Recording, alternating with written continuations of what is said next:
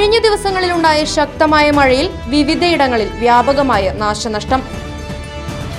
പഴയന്നൂർ, കോടത്തൂർ, കൊന്നംപ്ലാക്കൽ വത്സലയുടെ ശൗചാലയവും സംരക്ഷണ ഭിത്തിയും പൂർണ്ണമായും തകർന്നു വീണു. പങ്ങാരപ്പള്ളിയിൽ ഉരുൾപൊട്ടി, ആളപായമില്ല. പ്രദേശത്ത് ഗതാഗതം തടസ്സപ്പെട്ടു.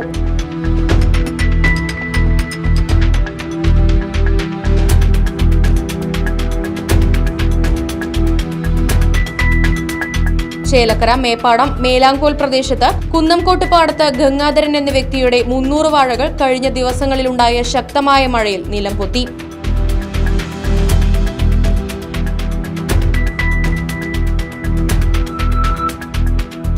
കനത്ത മഴയിൽ തോന്നൂർക്കരയിൽ വീടിന്റെ മതിലിടിഞ്ഞു. തോന്നൂർക്കര പള്ളിക്കുന്ന് റാബിയയുടെ വീടിന്റെ മുൻവശത്തെ മതിലാണ് ഇടിഞ്ഞത്. മതിലിന്റെ ഒരു ഭാഗം സമീപത്തെ പള്ളിയുടെ മദ്രസയുടെ ഭാഗത്തേക്കും ഒരു ഭാഗം തെങ്ങിലേക്ക് ചെരിഞ്ഞു നിൽക്കുന്ന നിലയിലുമാണുള്ളത്. ഏതു നിമിഷവും മരത്തിൽ തങ്ങി നിൽക്കുന്ന മതിൽ തകർന്നു വീഴാവുന്ന അവസ്ഥയിലാണുള്ളത്.